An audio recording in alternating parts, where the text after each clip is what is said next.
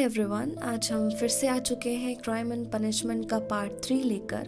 अगर आप first time channel पर आए हो तो फर्स्टली आपको पहले के पार्ट देखने चाहिए, क्योंकि ये एक स्टोरी है क्राइम एंड पनिशमेंट की। बीच में से ही देखोगे तो इमोशन और साइकोलॉजी समझना आपके लिए थोड़ा मुश्किल होगा। तो स्टोरी को स्टार्ट करते हैं। लास्ट वीडियो में हमने देखा था कि रश्कोलनिकोव को एक लेटर मिलता है और उसे पुलिस स्टेशन बुलाया जाता है। उस लेटर को पढ़कर वो कम्प्लीटली पैनिक हो गया था, क्योंकि उसके दिमाग में सिर्फ एक ही थॉट घूम रहा होता है कि पुलिस को सब पता चल गया है। वो पुलिस स्टेशन के सामने खड़े होते ही उसे वीकनेस फील होती है, जैसे रश्कोलनिकोव की बॉडी ने उसका साथ छोड़ दिया।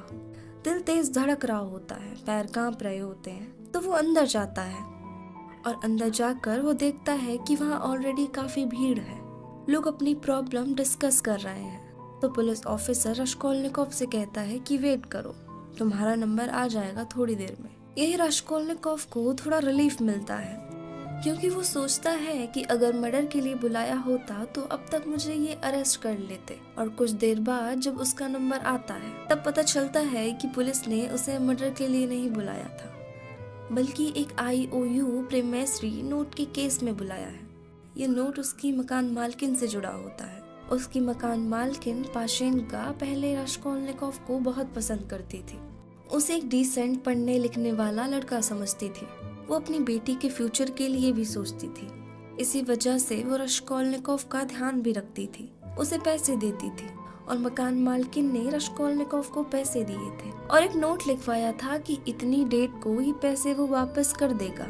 और पाशेनका रश्कोलनिकोव को एज अ फ्यूचर दामाद देखती थी। तो दिक्कत क्या हुई थी कि सडनली मकान मालकिन की बेटी की डेथ हो जाती है। तो मकान मालकिन ने उसको पैसा दे रखा था। रश्कोलनिकोव को प्रॉब्लम ये भी थी कि उसने 4 महीने से रेंट भी नहीं दिया था और पैसे भी ले रखे थे, और उसकी बेटी की डेथ भी हो गई थी। उसने कॉलेज जाना भी छोड़ दिया था और एक प्रॉमिस नोट साइन कर दिया था कि पैसे टाइम पर लौटा देगा। पुलिस सिर्फ इसी लीगल मैटर के लिए उसे बुलाती है। ये सुन के रश्कोलनिकोव को थोड़ा आराम मिलता है, लेकिन उसके दिमाग की टेंशन अभी भी खत्म नहीं होती। वहीं पर पुलिस स्टेशन में ही ऑफिसर्स आपस में एक मर्डर केस डिस्कस कर रहे होते हैं। वो मर्डर का पूरा सीन डिस्क्राइब करते हैं आपस में। 2 आदमी, दरवाजा, नीचे जाकर लोग बुलाना। और ये डिस्क्रिप्शन बिल्कुल वैसा ही होता है जैसा रश्कोलनिकोव ने असली मर्डर में किया था। अब रश्कोलनिकोव का दिमाग पूरी तरीके से हिल जाता है ये सुनकर। उसे लगता है सब लोग उसी के बारे में बात कर रहे हैं। डर, गिल्ट और कंफ्यूजन इतना बढ़ जाता है कि वो चेयर पर बैठे बैठे ही वहीं पर बेहोश हो जाता है। तो आसपास के लोग और पुलिस ऑफिसर उसे उठाते हैं। होश आने पर रश्कोलनिकोव बहाने बनाता है कि मैंने ठीक से खाना नहीं खाया है, मुझे फीवर है, इसलिए मैं बेहोश हो गया था। पुलिस उसे जाने देती है और IOU साइन करवा लेती है कि जो तुमने पैसे लिए थे वो तुम एग्जैक्ट इस डेट पर वापस कर दोगे। घर आते वक्त रश्कोलनिकोव को एक और डर लगता है। उसने जो चोरी का सामान अपने रूम में छुपा रखा था, अगर पुलिस आ गई तो वो पकड़ा जाएगा। इसलिए वो वहां से घर जाता है और रात होने का इंतजार करता है। वो रात को निकलता है और सोना चांदी बाकी सामान जो उसने चुराया था उसको वो एक सुनसान जगह पर पत्थर के नीचे छुपा देता है। और वहां से आते वक्त उसे उसके कॉलेज का एक दोस्त राजुमीन मिलता है। राजुमीन उसकी हालत देखकर शॉक हो जाता है। उसने फटे हुए कपड़े वैसे ही पहने हुए थे, बुखार, कमजोरी। वो उसकी हालत देखकर उसे थोड़े पैसे देता है। जब वो दोनों मिलते हैं तब रश्कोलनिकोव बिना कुछ बोले वहां से चला आता है। पैसे वो ले तो लेता है, लेकिन गिल्ट के साथ उसके पैसे वापस कर देता है। लेकिन रास्ते में एक और इंसिडेंट होता है। एक हॉर्स कैरेज उसे ऑलमोस्ट टक्कर मार देती है।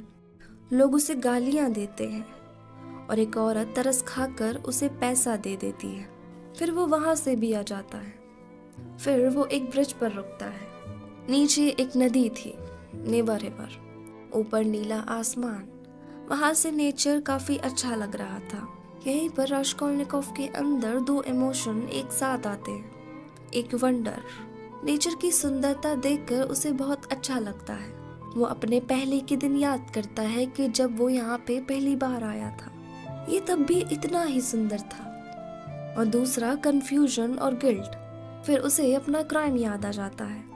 वो कहता है बाहर दुनिया कितनी सुंदर है, लेकिन अंदर से रश्कोलनिकोव का दिमाग एक वोल्केनो बन चुका था। वो पहुंच जाता है घर। पहुंचकर वो सो जाता है।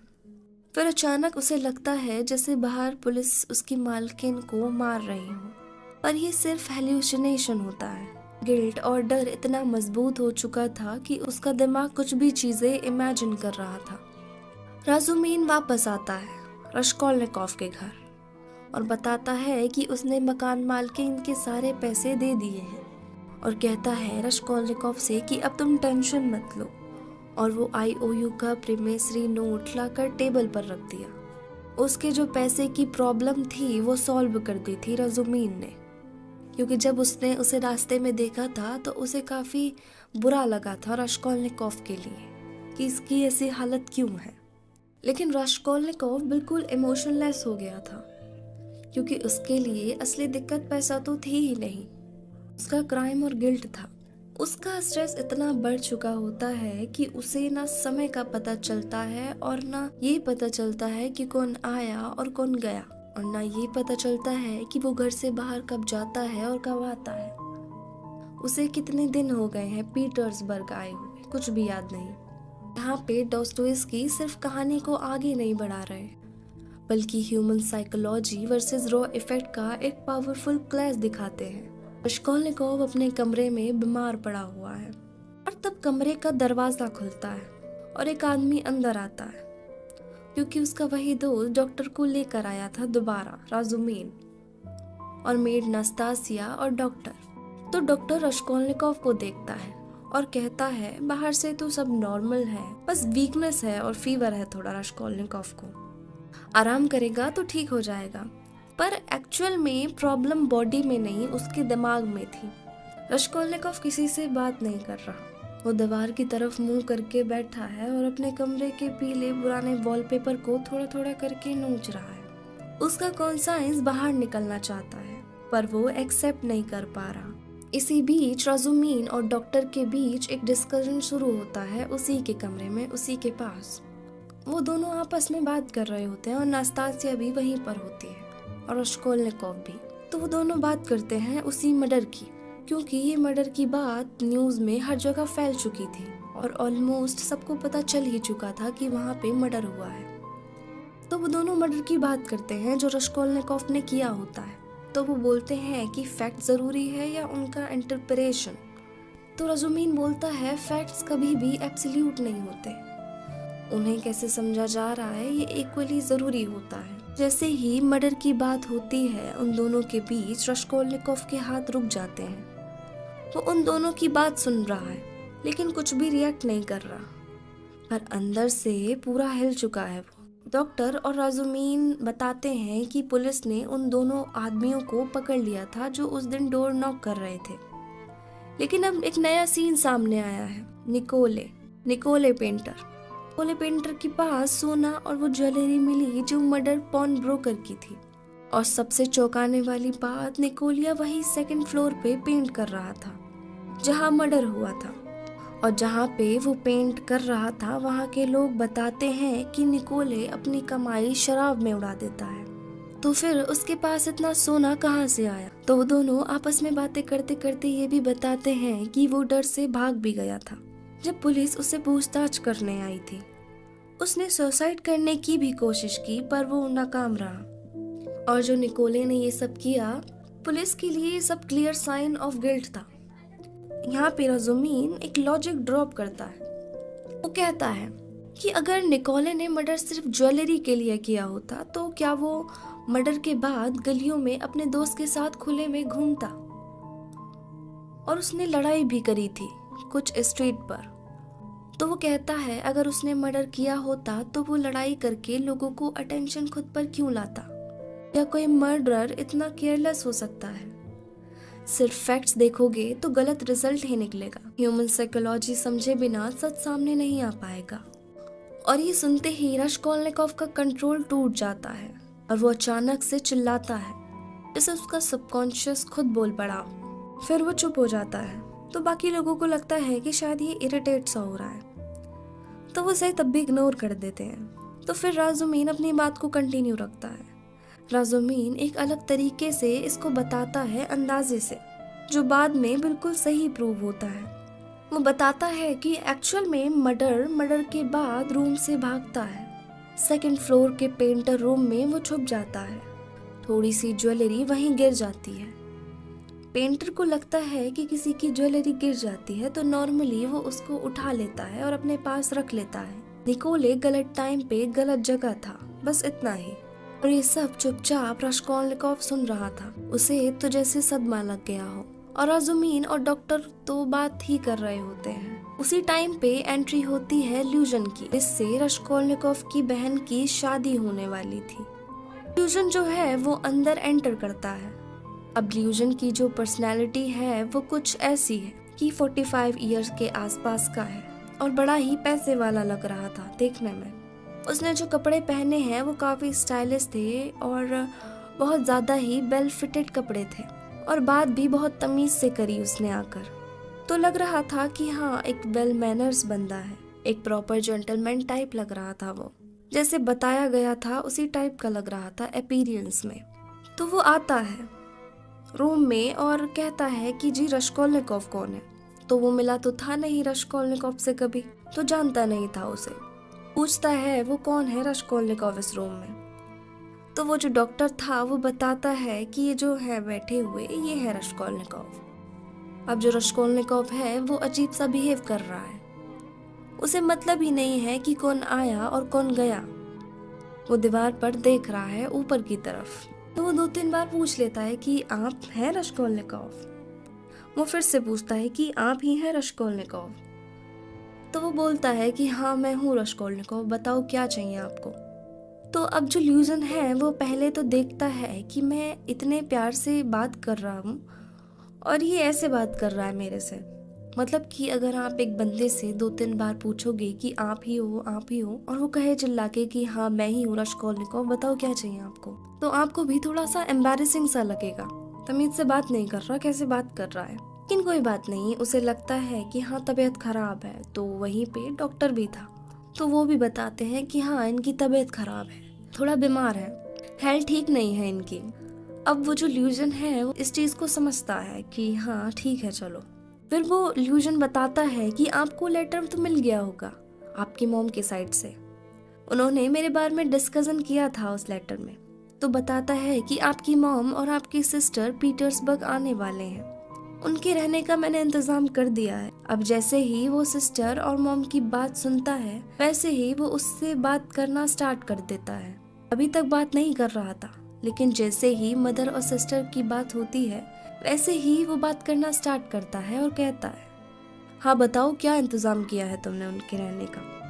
तो वो कहता है कि पास में एक एरिया है, मैंने वहाँ इंतजाम कर दिया है।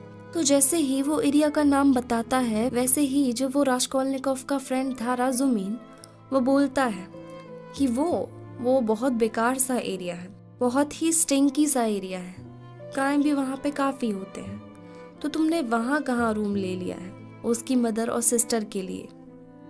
तो ल्यूजन कहता है कि वो अभी थोड़ा घर मिलने में दिक्कत हो रही है, मैंने खुद एक फ्लैट बुक कराया, अभी मैं भी वहाँ शिफ्ट नहीं हो पाया हूँ, मुझे भी अभी इसी टाइप के रूम में रहना पड़ रहा है, छोटे से रूम में। लेकिन वो कहता है कि आप विश्वास करिए जो मैंने इनकी मदर सिस्टर के लिए रूम लिया है वो काफ़ी अच्छा रूम है। तो वो थोड़ा डिफेंड कर रहा है, कहीं ये मुझे ऐसा तो नहीं समझ रही कि बड़ा कंजूस है या वगैरह वगैरह। अब ल्यूजन बताता है कि जिस जगह मैं रह रहा हूँ वो एक फ्रेंड के यहाँ रह रहा हूँ मैं, वो बड़ा ही एडवांस्ड प्रोसेस का आदमी है जिस जगह मैं रह रहा हूँ और जिस फ्रेंड के यहाँ मैं रह रहा हूँ।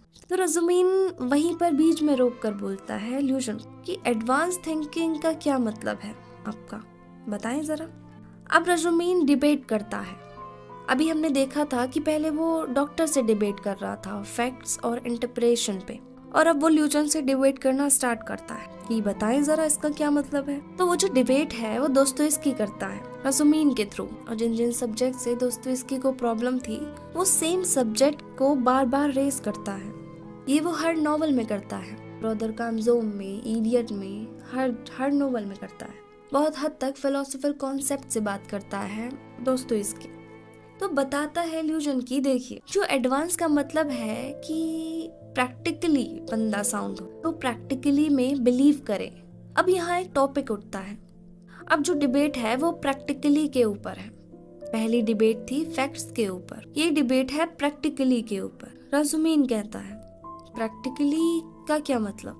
ल्यूजन कहता है कि देखिए, मैं पीटर्सबर्ग में बहुत सालों में आया हूँ और ये पहले से काफी बदल गया है। अब ये शहर पहले से काफी एडवांस हो गया है, ठीक है। साइंस टेक्नोलॉजी आ गई है और रीजनिंग की दुनिया है। तो हमें जो हमारा पास्ट है, हमें उससे बाहर आना पड़ेगा। अब हम अपने पास्ट से ही चिपके नहीं रह सकते, हमें एडवांस्ड होना है। तो राजुमीन कहता है कि मैं कब मना कर रहा हूँ कि एडवांस मत होइए, लेकिन हम पास्ट को कैसे इग्नोर कर सकते हैं? तो ल्यूजन कहता है देखिए, यूरोप कितना एडवांस्ड हो गया है एक तरीके से रीजनिंग और लॉजिक की वजह से, तो हमें भी रीजनिंग और लॉजिक पर ही चलना पड़ेगा। तो ये पीटर्सबर्ग इतना एडवांस्ड कैसे हुआ? लॉजिक की वजह से। कहीं ना कहीं वेस्टर्न प्रिंसिपल पे हमें भी चलना पड़ेगा। और वो बताता है कि प्रैक्टिकली का मतलब ये है कि आप अपना ध्यान रखें, लव योरसेल्फ फर्स्ट। ये है मेन कॉन्सेप्ट कि हर इंसान अपना ध्यान रखे, लव योरसेल्फ फर्स्ट। क्योंकि जब हर आदमी अपना ध्यान रखेगा, अपने आप को इम्प्रूव करेगा, तो धीरे धीरे समाज भी इम्प्रूव हो जाएगा। अब राजुमीन इस चीज को एक्सेप्ट नहीं करता। ये बात ठीक नहीं है आपकी, मैं ये बात मानने को तैयार ही नहीं हूँ कि ये कह देना कि हम सिर्फ अपने आप से ही पहले प्यार करें। तो ये दिक्कत वाली थॉट प्रोसेस है। अब इससे क्या होता है कि आदमी अपने अड़ोसी पड़ोसी, दोस्तों या समाज के बारे में नहीं सोचता, सिर्फ अपने बारे में सोचता है, जिसकी वजह से वो सेल्फिश हो जाता है और जिसकी वजह से वो कभी कभी गलत रास्तों पर जा सकता है। तो कहता है मैं इस चीज से एग्री नहीं करता और ना मैं इस चीज से एग्री करता कि हम अपने पास्ट से डिस्कनेक्ट हो जाएं। पास्ट में हमारे बहुत सारे विजडम हैं और वहाँ पे हमें एक तरीके से बहुत सारा ज्ञान मिलता है, तो हमें दोनों को साथ में लेकर चलना चाहिए। कम्प्लीटली हम उसको इग्नोर न कर दें, कम्प्लीटली हम ब्लाइंड न हो जाएं। तो दोस्तों इसकी राजुमीन के थ्रू अपने थॉट्स डाल रहे हैं। तो राजुमीन कहता है कि मैं रीजनिंग को, लॉजिक को, रैशनैलिटी को इग्नोर नहीं करता, इनकी इम्पोर्टेंस है, मैं रिस्पेक्ट करता हूँ, पर मैं ये नहीं कहता हूँ कि हम ब्लाइंडली चीजों पर बिलीव करना शुरू कर दें और जो हमें पास से विजडम मिल रहा है उसको भूल जाएं। वो कहता है मैं इस प्रैक्टिकली थ्योरी से बिल्कुल भी एग्री नहीं करता और अगर हम लव योरसेल्फ फर्स्ट फिलॉसफी पर चलेंगे तो हम सब सेल्फिश बन जाएंगे। ये जो समाज है फिर इसका कोई ध्यान नहीं रखेगा और हर आदमी अपने में रहेगा कि मैं अपने आप को ग्रो करूं, मैं अपने आप को इम्प्रूव करूं, अपना भला करूं, बाकी लोगों से मुझे क्या फर्क पड़ता है। कोई इंसान पीछे रह जाए, पैसे से पीछे रह जाए, तो मैं तो अपना देखूंगा, मुझे क्या मतलब, क्योंकि लव योरसेल्फ फर्स्ट। तो इससे तो प्रॉब्लम है, हमें सबको साथ लेकर चलना चाहिए। तो ये चीज उसके कल्चर में थी, राजुमीन के आपस में काफी ज्यादा प्यार था उसके कल्चर। खाली आदमी अपने पे ही ना हो, ठीक है, नहीं तो सेल्फिश हो जाएगा। काफी देर तक दोनों की डिबेट होती है, डिस्कशन चलता रहता है, वो अपना पॉइंट रखता है, ये अपना पॉइंट रखता है। एक टाइम पे आके क्या होता है, राजुमीन जो है वो थक जाता है। वो कहता है कि यार मैं तो दुखी हो गया हूँ इस डिस्कशन करते करते। फिर वो ना चिढ़ के कह देता है कि लोग ना दिखावा करते हैं, रैशनैलिटी को यूज करके अपने आप को एडवांस दिखाने की कोशिश करते हैं। ये दिखाने की कोशिश करते हैं कि हम कितने एडवांस थिंकिंग वाले लोग हैं, हम तो सब जानते हैं। अब एक तरीके से वो सरकास्टिक कमेंट कर रहा है ल्यूजन की तरफ। जब ल्यूजन को ये सुनाई देता है तो वो कहता है कि आप तो डायरेक्टली मेरे पे इशारा कर रहे हो, आप ये कहने की कोशिश कर रहे हैं कि मैं दिखावा करता हूँ। उसको ऑफेंड सा फील हो जाता है, क्योंकि कहा तो राजुमीन ने वही था, लेकिन डायरेक्टली नहीं बोला था, इनडायरेक्टली वॉर किया था। तो यहाँ पे जो है डिबेट खत्म हो जाती है। ल्यूजन को फील हो जाता है कि यहाँ पे डिसरेस्पेक्टफुली मेरे को एम्बैरेसिंग फील कराया जा रहा है मेरी आइडियोलॉजी की वजह से। तो वो जो ल्यूजन है वो बैठा हुआ डिबेट कर रहा होता है, तो वो वहाँ से उठ जाता है इस बात के बाद और वहाँ से जाने की तैयारी करता है कि यहाँ पे मेरी जरूरत नहीं है, सही से ट्रीटमेंट भी नहीं मिल रहा। और जो रश्कोलनिकोव है वो वैसे ही बात नहीं कर रहा। अब क्या होता है कि वो जा रहा है, उठता है और रश्कोलनिकोव को रिकवरी विश करता है, लेकिन जैसे ही वो जा रहा होता है उतने में ही राजुमीन जो है वो क्रिमिनल की बात करना शुरू कर देता है। वो मर्डर केस पर वापस आ जाता है तो जो वो डॉक्टर है जोशीमोव, वो वापस पॉइंट उठाते हैं उस चीज पे, और ल्यूजन ये सुनकर थोड़ा रुक जाता है क्योंकि न्यूज में सब जगह ये मर्डर की बात फैल चुकी थी। तो जोशीमोव बोलता है कि तुम्हें क्या लगता है जो क्रिमिनल है वो कैसा होगा, एक्सपीरियंस क्रिमिनल होगा कि वो जो क्रिमिनल है अनएक्सपीरियंस्ड होगा। तो जो रजुमीन है वो कहता है कि वो जो क्रिमिनल है ना वो अनएक्सपीरियंस्ड है, एक्सपीरियंस्ड नहीं है। तो वो जोशीमोव डॉक्टर है वो कहता है कि तुम ऐसे कैसे बोल सकते हो कि वो क्रिमिनल अनएक्सपीरियंस्ड है, तुमने इतनी जल्दी कैसे डिसाइड कर लिया? भाई 2 लोगों का मर्डर करा है उसने और तुम कह रहे हो कि एक्सपीरियंस नहीं है, ये क्या बात हुई? तो रजुमीन कहता है एक बात बताओ, जब पुलिस वहाँ पर गई उन्होंने वहाँ पे इन्वेस्टिगेशन की तो जो मेन पैसा था करीबन 1500-2000 रूबल, जो बड़ा पैसा था, वो तो सारा का सारा वहीं पड़ा हुआ था, सारा कैश अलमीरा में ही था। और जो क्रिमिनल है वो बस थोड़ा सा ही सोना लेकर गया, बल्कि वो तो बहुत ही कम पैसे का था। तो जो एक्सपीरियंस्ड वाला बंदा होता तो वो तो प्लान करके आता, सारा पैसा लेकर जाता, ऐसे थोड़ी ना है कि बस थोड़ा सा ही सामान लेकर जाएगा, क्योंकि कहीं ना कहीं उसने मर्डर पैसे के लिए ही किया होगा, तो पैसे को देख कर लेता। वो तो बस 2-4 रूबल की चीजें लेकर गया है। तो वो कहता है कि इसी से मालूम पड़ता है कि ये एक्सपीरियंस नहीं है, और जिस तरीके से उसने चीजें वहाँ पे ढूंढी है कहीं ना कहीं ये प्रॉपर प्लान करके नहीं आया था। तो इसी वजह से ये मालूम पड़ रहा है कि बिल्कुल भी एक्सपीरियंस नहीं है, और उस दिन सिर्फ उसकी किस्मत साथ दे गई। तो जोशीमोव पूछता है कि फिर 2 लोगों का मर्डर करके भाग कैसे गया फिर? तो वही बताता है कि वो एक्सपीरियंस नहीं है, बस उस दिन उसकी किस्मत ने साथ दे दिया। वो जो पेंटर है वहीं पे उसकी मजाक मजाक में लड़ाई हो गई थी, तो वो जो बाहर लोग खड़े होकर नॉक नॉक कर रहे थे वो लोगों को नीचे बुलाने चले गए थे और उस लड़ाई को देखने लगे थे जो निकोले ने नीचे लड़ाई करी थी। इतने में ही उसकी किस्मत ने साथ दे दिया उस दिन कि वो वहाँ से भाग गया। ये अपना पॉइंट रखता है राजुमीन।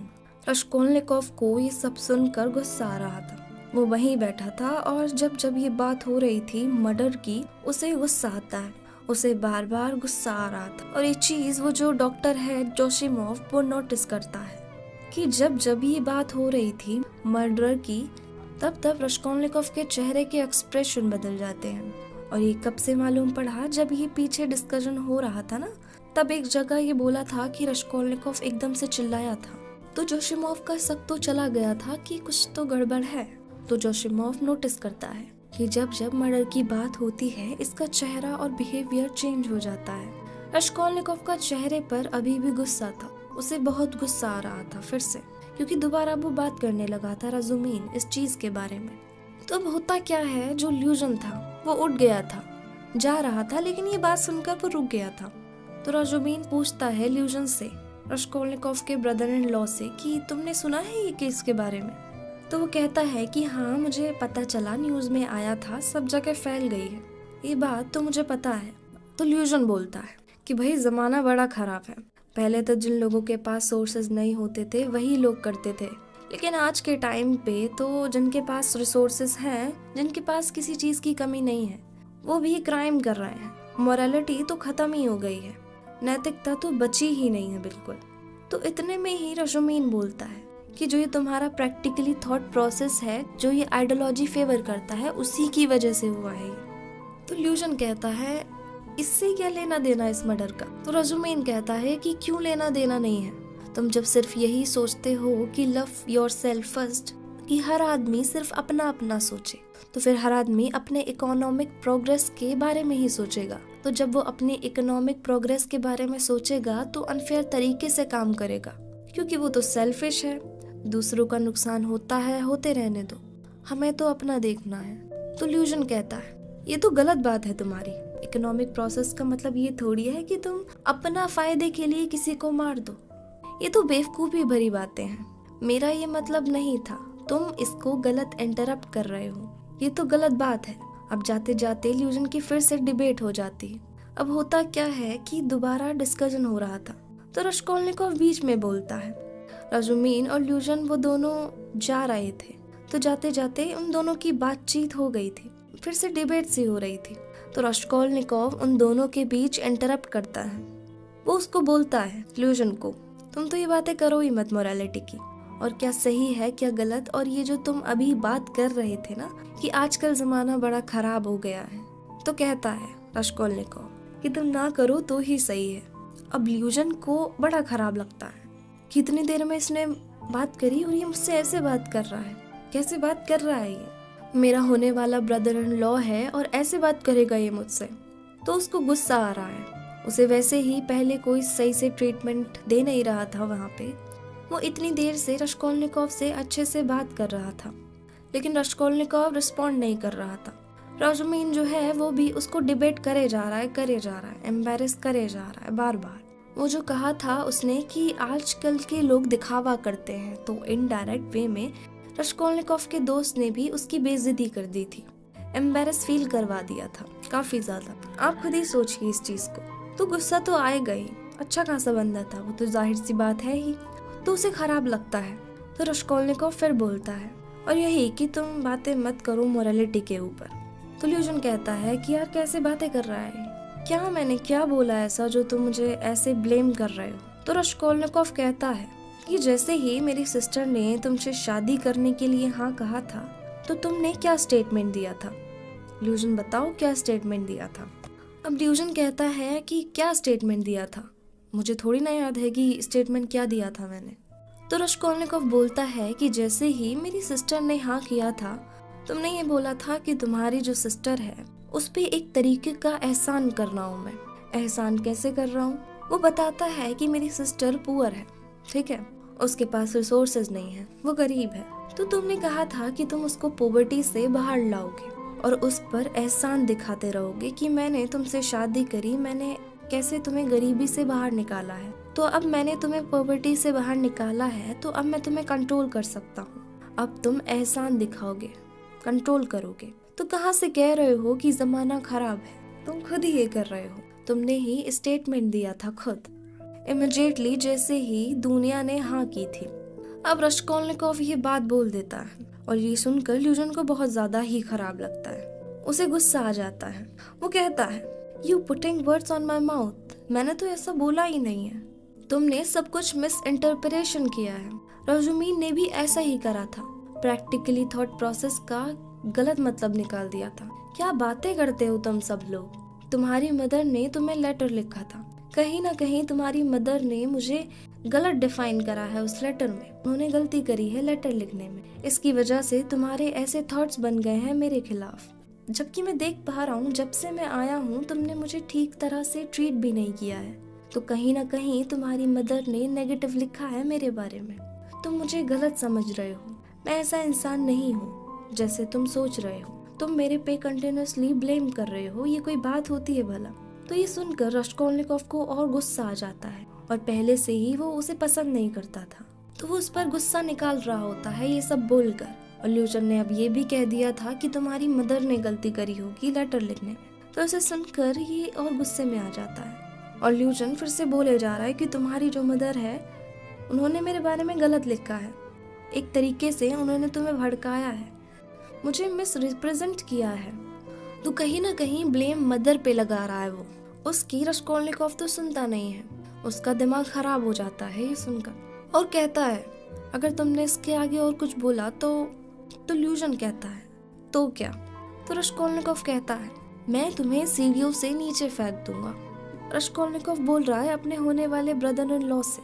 अब ल्यूजन को आ जाता है बहुत गुस्सा, कहता है अब तो बहुत ही ज्यादा बेइज्जती हो गई मेरी यहाँ पे, सबके सामने ऐसे बोल रहा है, 3-4 लोग खड़े हैं। तो सब कुछ इग्नोर करके गुस्से में वहाँ रूम से बाहर चला जाता है, बहुत बेइज्जती महसूस हुई उसे।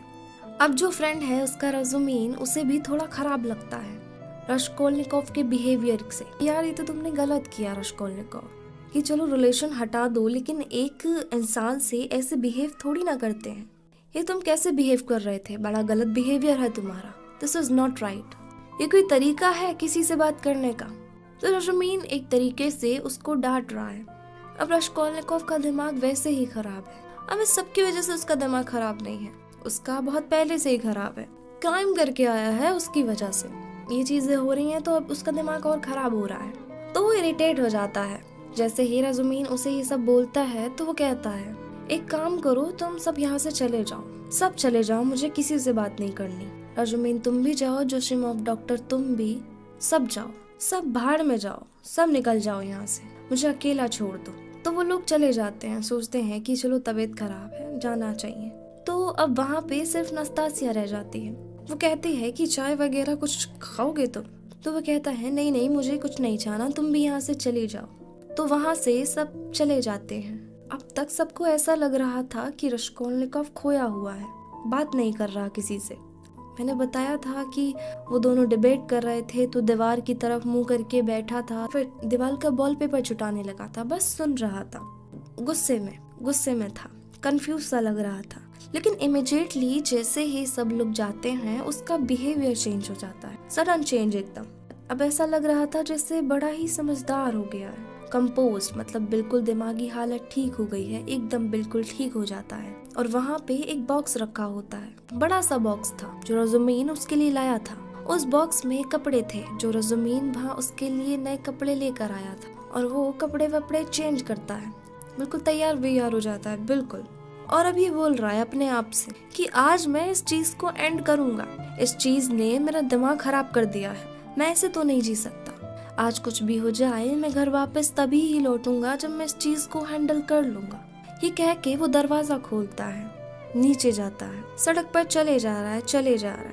अब अपने आप से ही बोले जा रहा है कि आज तो मैं इस काम को अंजाम देकर ही रहूंगा, कुछ भी हो जाए तभी वापस जाऊंगा जब मैं ये काम पूरा कर लूंगा। अब वो क्या काम है, कहाँ जा रहा है, क्या करने जा रहा है, उसके दिमाग में चल क्या रहा है, ये सब हम नेक्स्ट पार्ट में देखेंगे। बाकी आप सबसे रिक्वेस्ट है, if you respect the content, kindly video को लाइक करिए and do subscribe, and bye bye, take care.